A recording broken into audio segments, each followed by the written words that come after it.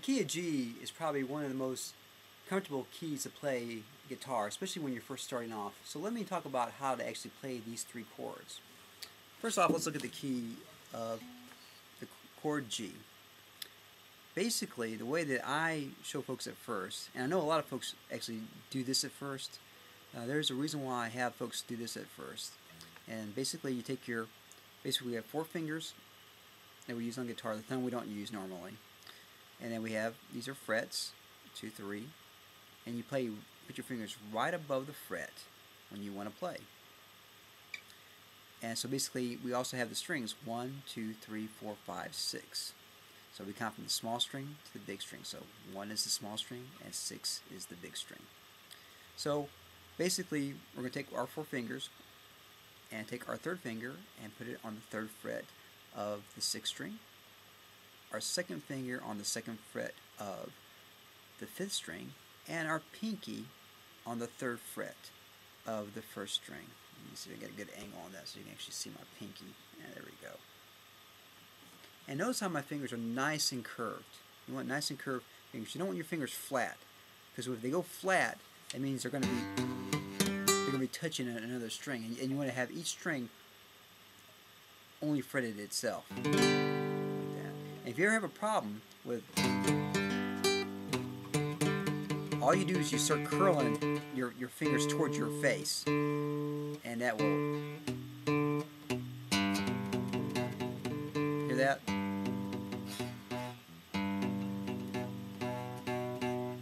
And then it starts playing. So that's the G chord. Now, one reason why I have folks play the G chord that way is that when we go to the C chord,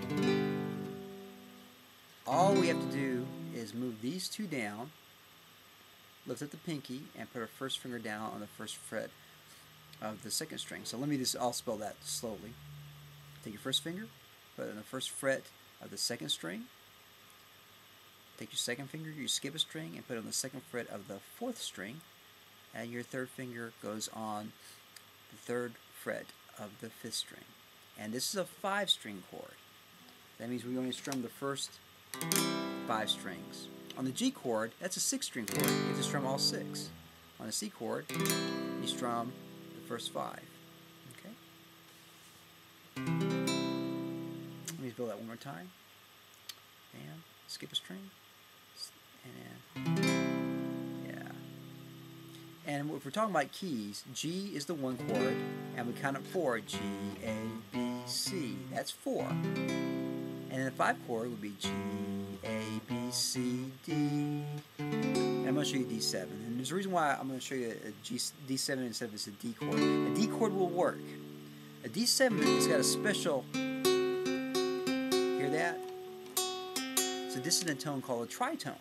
And that tritone wants to be resolved back to the 1 chord, back to the home. So every 5/7 chord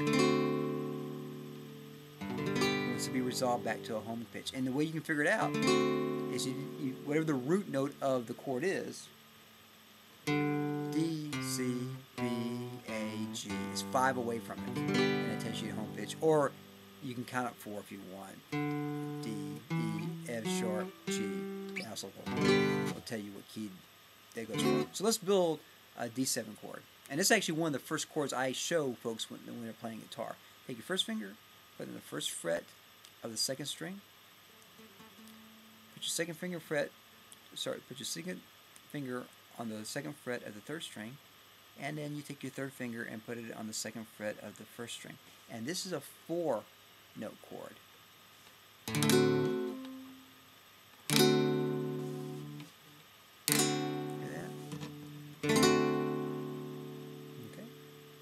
And so those are the 3 chords in the key of G that we use. 1 to the 4 chord, to the 5/7, back to 1.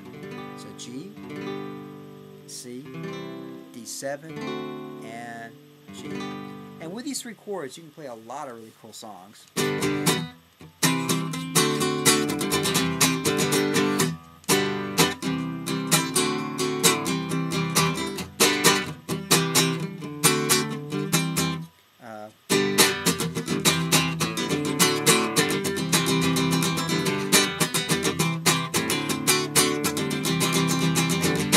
can't sing the melodies because all the melodies are copyrighted, but those are basically some early rock and roll songs. And there's a ton of songs written today with those 3 chords. So if you practice those chords and get them down, and actually, if I only could play 3 chords on the guitar, it would be the G, C, and D7 chords, because I can play a ton of songs with those three chords there.